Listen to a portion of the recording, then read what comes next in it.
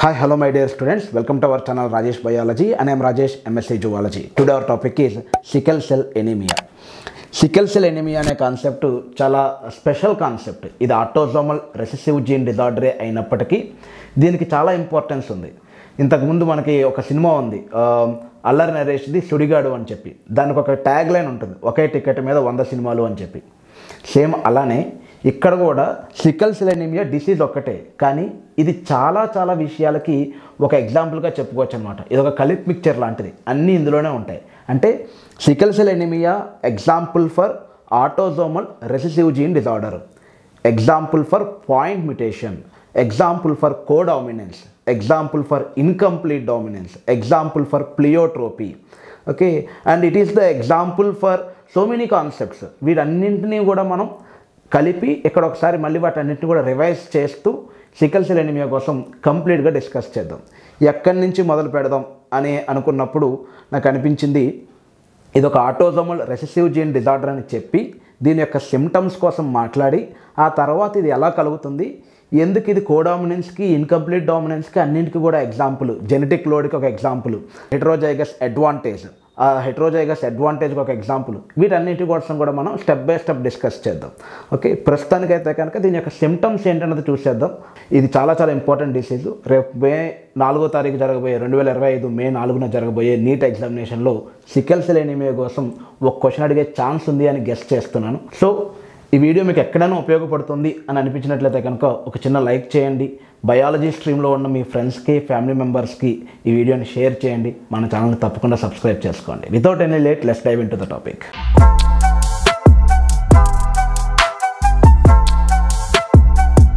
Sickle cell anaemia మనం అనుకున్నట్టుగానే ఇది ఆటోజోమల్ రెసెసివ్ జీన్ డిజార్డర్. ఇది అసలు ఎలా కనిపిస్తుందంటే, దాని యొక్క సిమ్టమ్స్ ఏంటన్నది చూసినట్లయితే కనుక ఇది బ్లడ్కి సంబంధించిన డిసీజ్, పర్టికులర్గా హిమోగ్లోబిన్ ఫార్మేషన్కి. ఇక్కడ మళ్ళీ బయోమాలిక్యూల్స్ని ఒకసారి రివైజ్ చేసుకున్నాం. బయోమాలిక్యూల్స్లో మీకు ప్రోటీన్ స్ట్రక్చర్ ఉంటుంది, primary, secondary, tertiary, quaternary structure. ఈ క్వాటర్నరీ స్ట్రక్చర్కి ఎగ్జాంపుల్గా హిమోగ్లోబిన్ అని ఎన్సీఆర్టీలో ఎగ్జాంపుల్ ఇస్తాడు.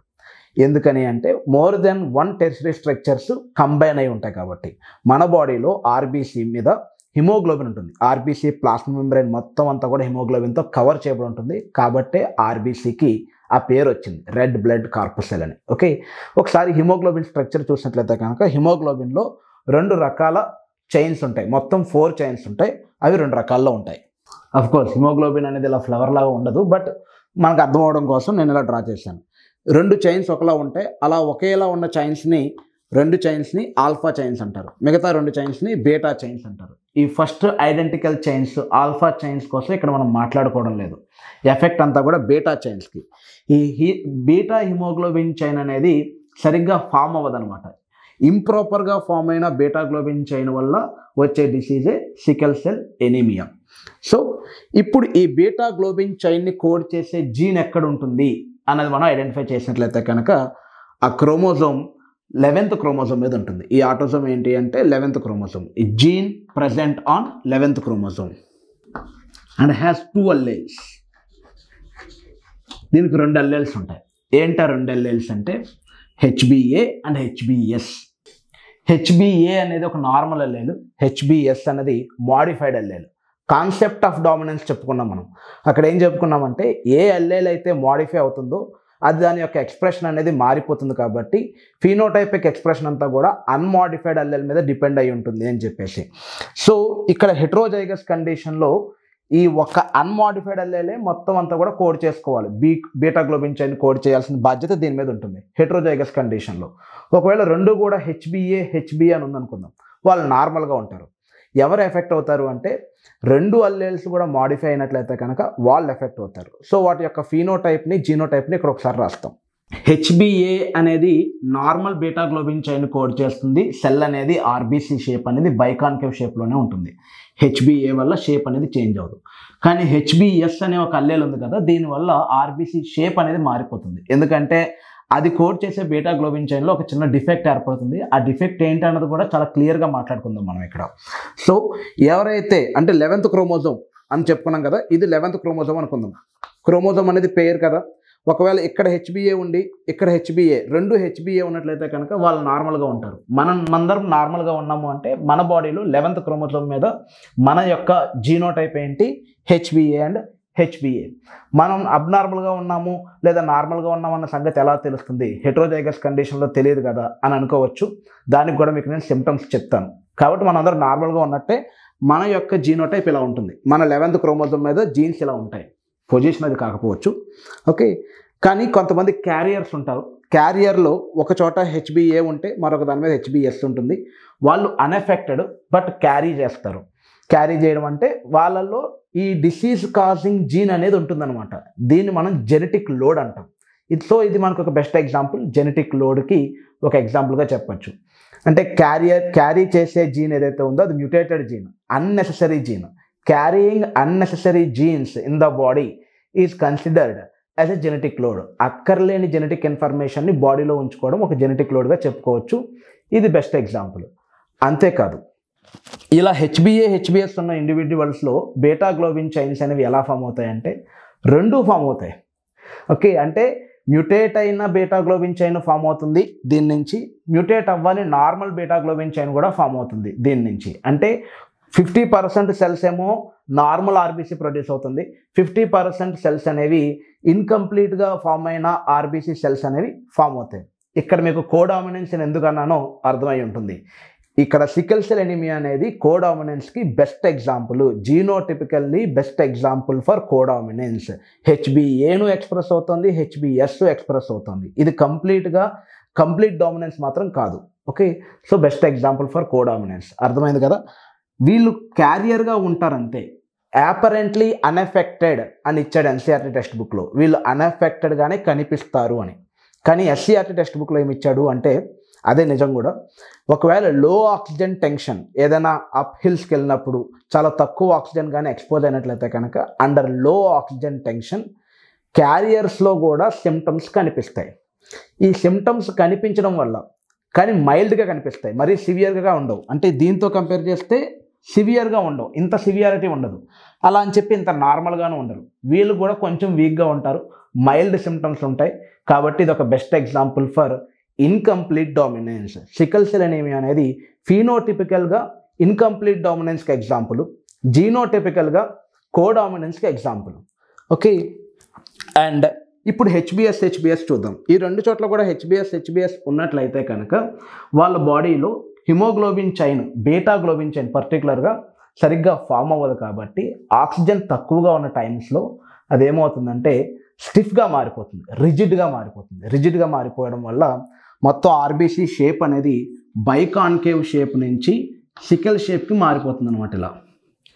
ఇలా చేంజ్ అవ్వడం వల్ల ఏమవుతుంది, ఆర్బీసీస్ అన్నీ కూడా క్లంప్ అయిపోతాయి, ఒకదానికొకటి అతుక్కుపోయి అక్కడ ఒక క్లంప్ ఫామ్ చేస్తుంది. ఈ క్లంప్ ఎప్పుడైతే ఫామ్ అయిందో బ్లడ్ ఫ్లో అనేది తగ్గిపోతుంది. బ్లడ్ ఫ్లో తగ్గిపోతే టిష్యూ డ్యామేజ్ అవుతుంది, పెయిన్స్ వస్తాయి, స్వెల్లింగ్ ఉంటుంది. ఇదంతటినీ కూడా క్లియర్ చేయడం కోసం మ్యాక్రోఫేజెస్ వచ్చి ఆ క్లంప్ అయిన ఆర్బీసీ మొత్తాన్ని తినేస్తాయి. అలా తినేయడం వల్ల ఆర్బీసీ నెంబర్ తగ్గిపోతుంది. So anaemia condition.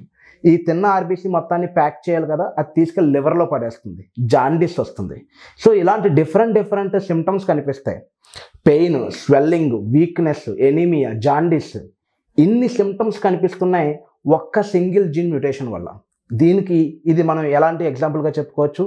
ప్లియోట్రోపీకి బెస్ట్ ఎగ్జాంపుల్గా చెప్పుకోవచ్చు. ప్లియోట్రోపీ అంటే single gene can control number of characters, దాన్ని మనం ప్లియోట్రోపీ అంటాం. సో సికిల్ సెల్ ఎనీమియా అనేది ప్లియోట్రోపీకి కూడా బెస్ట్ ఎగ్జాంపుల్. ఓకే, హెచ్బిఎస్ అనేది క్యారియర్స్ అని చెప్పుకున్నాం కదా. ఇది ఎక్కువగా ఈ సికిల్ సెల్ ఎనీమియా అనే కండిషన్ ఎక్కడ కనిపిస్తుందంటే ఆఫ్రికా అండ్ అమెరికన్ కంట్రీస్లో కనిపిస్తుంది. ఆఫ్రికా అంటేనే ఎక్కువగా అడవులు అవి ఉండే ప్రదేశం. ఇది మళ్ళీ బయోడైవర్సిటీకి సంబంధించిన ఒక క్వశ్చన్. అక్కడే కదా మనకి tropical region has the greater biodiversity. చాలా వ్యాధులు అక్కడి నుంచే వస్తాయి, వైరస్లు అన్నీ కూడా. ఇక్కడ మలేరియా అనేది ఎక్కువగా ఉంటుంది. ఓకే, పర్టికులర్గా ట్రోపికల్ మలేరియా ఫాల్సిపారం, ఓకే, ప్లాస్మోడియం ఫాల్సిపారం అని చెప్పేసి మ్యాలిగ్నెంట్ మలేరియాని కాజ్ చేసే పారాసైట్లు అక్కడ ఉంటాయి. ఏ మలేరియా అయినా ఎక్కువగా ఫాల్సిపారం మలేరియా చాలా డేంజరస్ మలేరియా అది. ఓకే, అలాంటి డేంజరస్ మలేరియా సిమ్టమ్స్కి ఈ క్యారియర్స్ రెసిస్టెన్స్ పవర్ని కలిగి ఉంటారు. రెసిస్టెన్స్ పవర్ని కలిగి ఉండడం వల్ల మలేరియాకి పర్టికులర్గా రెసిస్టెన్స్ పవర్ అగైనెస్ట్ మలేరియా. అలా రెసిస్టెన్స్ పవర్ని కలిగి ఉండే కండిషన్ ఏమంటామంటే హెటరోజైగోట్ అడ్వాంటేజ్, హెటరోజైగస్ అడ్వాంటేజ్. ఇక్కడ మీరు గుర్తుపెట్టుకోవాలి, అమ్మో వీడు సికల్ సెల్ ఎనీమియాకి క్యారియర్ కాబట్టి వీడిని కుట్టకూడదు అని చెప్పి ఏ మస్కిటో కూడా వెనక్కి వెళ్ళిపోదు. ఓకే, మస్కిటో అంత మెడికల్ టెస్టులు చేసి కుట్టదు ఎవరిని. కాబట్టి ఇన్ఫెక్షన్కి రెసిస్టెన్స్ కాదు, ఇన్ఫెక్ట్ అవుతారు, బట్ ఈ సిమ్టమ్స్కి, సివియర్ సిమ్టమ్స్కి రెసిస్టెన్స్ పవర్ కలిగి ఉంటారు. ఇది ఎలా పాసిబుల్? మలేరియాకి సికల్ సెల్ ఎనీమియాకి ఏంటి సంబంధం అంటే కనుక, మలేరియా పారాసైట్ కోసం ఒకసారి మళ్ళీ గుర్తు తెచ్చుకుందాం. మలేరియా పారాసైటు ఎనాఫిలస్ మస్కిటో బైట్ చేయడం వల్ల బాడీ లోపలికి వస్తుంది. Infected Anopheles mosquito, female Anopheles mosquito, అది బాడీ లోపలికి వచ్చిన తర్వాత ఫస్ట్ అది లివర్ని అటాక్ చేస్తుంది. లివర్ నుంచి నెక్స్ట్ ఆర్బీసీలోకి వెళ్తుంది. ఆర్బీసీలోనే దాని సైకిల్ కంటిన్యూస్గా డెవలప్ అవుతూ ఉంటుంది. దాన్నే మనం గాల్గీ సైకిల్ అంటాం. ఓకే, ఇలా కంటిన్యూస్గా అవ్వడం వల్ల ఆర్బీసీ నెంబర్ డిక్రీజ్ అయిపోతుంది. సడన్గా ప్రతిసారి కూడా అది బయటకి హీమోజాయిన్ అనే ఒక టాక్సిక్ సబ్స్టెన్స్ని రిలీజ్ చేస్తుంది. దానివల్ల ఫీవర్ వస్తుంది. ఇదంతా కూడా మలేరియాకి సంబంధించింది. ఇక్కడ మనం ఫోకస్ చేయాల్సింది పారాసైట్ రిప్రొడక్షన్ని దాని ఆర్బీసీలో చూపిస్తుంది. పారాసైట్ యొక్క ఎసెక్సువల్ రిప్రొడక్షన్ ఆర్బీసీలో కనిపిస్తుంది అన్నది చాలా ఇంపార్టెంట్. ఎలాంటి ఆర్బీసీని అటాక్ చేస్తుంది? నార్మల్ ఆర్బీసీని అటాక్ చేస్తుంది, అంటే హెల్దీ ఆర్బీసీని అటాక్ చేస్తుంది. ఓకే, కానీ ఇక్కడ క్యారియర్స్లో 50% ఆర్బీసీ ఇలా ఉంటే 50% ఆర్బీసీ ఇలా ఉంటుంది. కాబట్టి ఇలాంటి ఆర్బీసీ అటాక్ అవ్వదు. That is the first point. Try చేస్తున్నా దాంట్లో పారాసైట్ వెళ్ళినా కూడా రెప్లికేషన్ అవ్వలేదు, దాని యొక్క నెంబర్ని ఇంక్రీజ్ చేసుకోలేదు. ఓకే, అండ్ ఈ ఆర్బీసీ కూడా సబ్జెక్ట్ అవుతుంది ఇమ్యూన్ సిస్టమ్కి. ఇమ్యూన్ సిస్టమ్ అనేది చాలా యాక్టివ్గా ఉంటుంది. మనం చూడండి, ఏదైనా మనం కానీ సేఫ్ జోన్లో ఉన్నాం అనుకోండి, మన యొక్క టెన్షన్ కానీ లేదంటే మన యొక్క థింకింగ్ కానీ నార్మల్గా ఉంటుంది. కానీ అదే మనం ఒక వార్ జోన్లో ఉన్నట్లయితే కనుక అప్పుడు ఖచ్చితంగా మనం చాలా అలర్ట్గా ఉంటాం. మన బాడీలో ఉన్న ఇమ్యూన్ సిస్టమ్ కూడా అలానే యాక్ట్ చేస్తుంది. ఆల్రెడీ ఒక ప్రాబ్లం ఉంది, ఇప్పుడు మళ్ళీ ఒక పారాసైట్ కనిపించిందంటే దాని యొక్క ఫోకస్ మొత్తం ఆర్బీసీ మీద ఉంటుంది. ఏది మంచిగా ఉంది, ఏది చెడ్డగా ఉంది, ఏది ఇంప్రాపర్గా ఉంది, ఏది ప్రాపర్గా ఉందని అంతా మానిటర్ చేస్తూ ఉంటుంది. ఎప్పుడైతే ఒక ఆర్బీసీలోకి ఒక కొత్త పారాసైట్ వచ్చేరిందో వెంటనే దాన్ని చంపేస్తుంది అనమాట. సో ఇమ్యూన్ సిస్టమ్ అనేది చాలా యాక్టివ్గా వర్క్ చేస్తూ మలేరియా పారాసైట్స్ని, ఆర్బీసీని అటాక్ చేయకుండా ప్రొటెక్ట్ చేసే అవకాశం ఈ హెటరోజైగస్ క్యారెక్టర్లో ఉంటుందన్నమాట. వాళ్ళు ఖచ్చితంగా రెసిస్టెన్స్ పవర్ కలిగి ఉంటారు, వాళ్ళకి మలేరియా రాదు అని చెప్పడం కాదు. When compare with the remaining things వీళ్ళకి ఇమ్యూన్ పవర్ అనేది ఎక్కువగా ఉండడం వల్ల త్వరగా ఓవర్కమ్ అవ్వగలుగుతారు. ఓకే, ఇక హెచ్బిఎస్ కండిషన్కి వచ్చినట్లయితే కనుక వీళ్ళు క్యారియర్గా ఉంటారు, మేల్ అయినా ఫిమేల్ అయినా, ఎందుకంటే ఇది ఆటోజోమ్ కాబట్టి. ఆ క్యారియర్గా ఉంటూ ఆ పర్టికులర్ జీన్ని వాళ్ళ పిల్లలకు పంపిస్తారు. పిల్లలు ఎఫెక్ట్ అవుతారు. ఓకే, ఈ ఎఫెక్ట్ అయిన పిల్లలు లేదంటే ఎఫెక్ట్ అయిన ఇండివిజువల్స్ ఎక్కువ కాలం బ్రతకలేరు. మీకు ఆల్రెడీ సిమ్టమ్స్ అన్నీ చెప్పాను నేను, ఎనీమియా ఉంటుంది అండ్ మిగతా అన్ని సిమ్టమ్స్ కూడా ఉంటాయి. సో ఎక్కువ కాలం బ్రతకలేరు. 20 years లోపే లేదా 20-25 years లోపే వాళ్ళు చనిపోవడం జరుగుతుంది. సో ఇది సికల్ సెల్ ఎనీమియాకి సంబంధించిన సిమ్టమ్స్, ఎగ్జాంపుల్స్. ఇప్పుడు దాని యొక్క మెకానిజం చూద్దాం. అసలు సికల్ సెల్ ఎనీమియా ఎలా వస్తుంది, దాని మెకానిజం ఏంటన్నది చూద్దాం. సో మీకైతే నేను ఒక నార్మల్ హెచ్బిఏ జీన్ అంటే నార్మల్ జీన్ ఎలా కోడ్ చేస్తుంది, అలానే హెచ్బిఎస్ ఎఫెక్టెడ్ జీన్ ఎలా కోడ్ చేస్తుంది అన్నది రెండు చూపించి ఎక్కడ ఎగ్జాక్ట్గా డిఫరెన్స్ వచ్చిందన్నది నేను ప్రజెంట్ చేస్తాను. అండ్ ఇమేజెస్లో కూడా చూపిస్తాను. మనకి ఎన్సీఆర్టీలో కానీ ఎస్సీఆర్టీలో కానీ ఇచ్చిన టెక్స్ట్ బుక్లో ఇచ్చిన డయాగ్రామ్స్ చూపిస్తాను. హెచ్బిఏ నార్మల్ జీన్లో సీక్వెన్స్ అంతా నార్మల్గానే ఉంటుంది. మొత్తం 146 అమైనో యాసిడ్స్ కలిపి ఒక బీటా గ్లోబిన్ చైన్ ఫామ్ అవుతుంది. ఈ మొత్తం 146లో ఒక్క పర్టికులర్ అమైనో యాసిడ్ దగ్గర వచ్చే చేంజ్ వల్ల మనకి సికల్ సెల్ ఎనీమియా అనేది వస్తుందన్నమాట. First valine, histidine, okay, leucine, threonine, proline, glutamic acid అన్నది 6th పొజిషన్లో ఉంటుంది. ఈ 6th పొజిషన్లో ఉన్న గ్లూటామిక్ యాసిడ్ వ్యాలైన్తో రీప్లేస్ అవ్వడం వల్ల ఈ బీటా గ్లోబిన్ చైన్ అనేది మారిపోతుంది అనమాట. ఇది ఎలా మారుతుంది అన్నది ఒకసారి చూద్దాం. నార్మల్గా ఉన్న డిఎన్ఏలో 6th పొజిషన్ దగ్గర ఇది కోడింగ్ స్ట్రాండ్, ఇది నాన్ కోడింగ్ స్ట్రాండ్. మీకు ట్రాన్స్లేషన్ తెలుసు కదా, నాన్ కోడింగ్ స్ట్రాండ్ ట్రాన్స్క్రిప్ట్ చేస్తుంది. ఓకే, సో సి బదులు జీ, టీ ప్లేస్లో ఏ, సి ప్లేస్లో జీ, ఇది ఎంఆర్ఎన్ఏ. ఇలా వస్తే అది నార్మల్గా ఉన్నట్టు. మీకు మాలిక్యులర్ బేసిస్ ఆఫ్ ఇన్హెరిటెన్స్లో జెనెటిక్ కోడ్ ఉంటుంది. ఏ కోడ్ అంటే ఏ కోడాన్ ఎలాంటి అమైనో యాసిడ్ని కోడ్ చేస్తుందనే ఇన్ఫర్మేషన్ అక్కడ ఉంటుంది మీకు. జిఏజీ అనేది గ్లూటామిక్ యాసిడ్ని కోడ్ చేస్తుంది. ఓకే, అది 6th పొజిషన్లో. కానీ పాయింట్ మ్యుటేషన్ అంటే ఏంటి అన్నది ఆల్రెడీ మనం ఒకసారి మ్యుటేషన్ కాన్సెప్ట్లో చెప్పుకున్నాం, అండ్ మాలిక్యులర్ బేసిస్లో ఇంకోసారి చెప్పుకోవచ్చు అని కూడా చెప్పాం. ఇప్పుడు ఇంకొకసారి చెప్తున్నాను చూడండి. జీ అన్నది కదా, జీటీజీ అన్నది, దానికి ఆపోజిట్లో ఇది కాంప్లిమెంటరీ సిఏసి కదా. ఇలా ఉండాల్సింది అలా మారిపోయింది అనమాట. ఇది కరెక్ట్. ఇది కానీ ట్విస్ట్ అయిందనుకోండి, ఇక్కడ ఎక్స్ట్రా బేస్ పేర్ ఏమీ యాడ్ అవ్వట్లేదు, ఉన్న బేస్ పేర్ ఏమీ డిలీట్ అవ్వడం లేదు. ఆల్రెడీ ఉన్న బేస్ పేర్ని జస్ట్ ఇలా ట్విస్ట్ అయింది. ఇలా ట్విస్ట్ అవ్వడం వల్ల C+లో జీ బాగానే వచ్చింది, కానీ ఇక్కడ ఎడినైన్ ఉండడం వల్ల థైమిన్ ఇక్కడ ఉండదు, ఎలాగూ యురాసిల్ వచ్చిందనమాట. జీఏజీ గ్లూటామిక్ యాసిడ్ని కోడ్ చేస్తూ ఉంటే జీయూజీ అనేది వ్యాలైన్ని కోడ్ చేస్తుంది. ఇక్కడ వచ్చిన సింగిల్ బేస్ పేర్ పాయింట్ మ్యుటేషన్ వల్ల 6th కోడాన్ గ్లూటామేట్ నుంచి వ్యాలైన్కి మారిపోయింది. ఏమైందండి, ఒక అమైనో యాసిడ్ కదా, సర్దుకోవచ్చు కదా అంటే జెనెటిక్స్లో అలా కుదరదనమాట. ఓకే, ఈ మొత్తం బీటాగ్లోబిన్ చైన్లో వచ్చిన ఒక చిన్న చేంజ్ వల్ల ఎప్పుడైతే ఆక్సిజన్ టెన్షన్ తక్కువగా ఉంటుందో టిష్యూస్ దగ్గర, మెయిన్గా టిష్యూస్ దగ్గర ఆక్సిజన్ తక్కువగా ఉంటుందో, వెంటనే హిమోగ్లోబిన్, ఆర్బీసీలో ఉన్న హిమోగ్లోబిన్ దాని యొక్క షేప్ను మార్చేసుకుని సింపుల్ మాలిక్యూల్గా ఉండాల్సింది ఒక ఫైబర్గా మారిపోతుంది.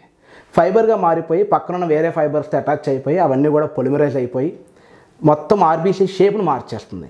బైకాన్కేవ్గా ఉండాల్సింది సికిల్ షేప్గా మారిపోతుంది. ఇలా మారిపోయినవన్నీ కూడా క్లంప్ అయిపోతాయి, వాటిని మ్యాక్రోఫేజెస్ తినేస్తాయి. ఇది సికిల్ సెల్ ఎనీమియా వెనకాల జరిగే మెకానిజం. ఓకే, అండ్ ఇంతవరకు అర్థమైంది కదా. ఒక్కసారి రివైజ్ చేద్దాం. సికిల్ సెల్ ఎనీమియా అనేది సింగిల్ బేస్ పేర్ సబ్స్టిట్యూషన్ వల్ల, సింగిల్ బేస్ పేర్లో జరిగిన పాయింట్ మ్యుటేషన్ వల్ల substitution of glutamic acid by the valine at the 6th position of the beta globin chain. ఏమేమి ఉన్నాయి ఇక్కడ ఇన్ఫర్మేషను. డిఎన్ఏలో ఒక పాయింట్ మ్యుటేషన్ జరిగింది, బేస్ అనేది చేంజ్ అయింది. జీఏజీ నుంచి జీటీజీగా, సిటీసీ నుంచి సిఏజీగా. కోడింగ్ స్ట్రాండ్ ఏమో జీఏజీ నుంచి జీటీజీగా మారింది. నాన్ కోడింగ్ స్ట్రాండ్ సిటీసీ నుంచి సిఏసీగా మారింది. ఇలా మారడం వల్ల ఏమైంది, ఎంఆర్ఎన్ఏ జీఏజీ టు జీయూజీగా మారింది. ఎంఆర్ఎన్ఏలా మారడంతో గ్లూటామిక్ యాసిడ్ అనేది వ్యాలిన్గా మారింది. కానీ మీరు గుర్తుపెట్టుకోవాల్సింది మూడు చేంజ్లు. ఒకటి, జీఏజీ టు జీయూజీ ఎంఆర్ఎన్ఏ మారింది. సెకండ్, గ్లూటామిక్ యాసిడ్ వ్యాలైన్తో రీప్లేస్ అయింది. థర్డ్, బైకాన్కేవ్ షేప్ సికల్ సెల్గా మారింది. ఇలా మారడం వల్ల వచ్చిన సిమ్టమ్స్ ఏంటి, వీక్నెస్, పెయిన్, స్వెల్లింగ్, జాండిస్, ఇవన్నీ కూడా సిమ్టమ్స్. హెట్రోజైగస్ కండిషన్లో సిమ్టమ్స్ ఉంటాయి, కాకపోతే ఎప్పుడైతే ఆక్సిజన్ లెవెల్స్ తక్కువ ఉంటాయో అప్పుడే సిమ్టమ్స్ ఉంటాయి. సివియర్గా ఉండవు, మైల్డ్గా ఉంటాయి, వాళ్ళు బ్రతుకుతారు. బట్ హోమోజైగస్ రెసిసివ్ కండిషన్లో ఎక్కువ కాలం బ్రతకలేరు, 20-25 వరకు మ్యాక్సిమం బ్రతకగలుగుతారు. ఓకే, వాళ్ళలో కండిషన్స్ సివియర్గా ఉంటాయి. హెట్రోజైగస్ వాళ్ళు హెట్రోజైగోటిక్ అడ్వాంటేజ్తో ఇంకాస్త మలేరియాకి రెసిస్టెన్స్ పవర్ని కలిగి ఉంటారు. Okay, so this is for today class. I hope you understand. And మీకు ఏమైనా డౌట్ ఉన్నట్లయితే కనుక కామెంట్ బాక్స్లో మెన్షన్ చేయండి. అండ్ మీకు నెక్స్ట్ టాపిక్ ఏదైనా కావాల్సి వస్తే కనుక అది కూడా మెన్షన్ చేయండి. మన ఛానల్ని తప్పకుండా సబ్స్క్రైబ్ చేసుకోండి. ఇంతవరకు చూసినందుకు చాలా thanks, and thank you. Have a nice day.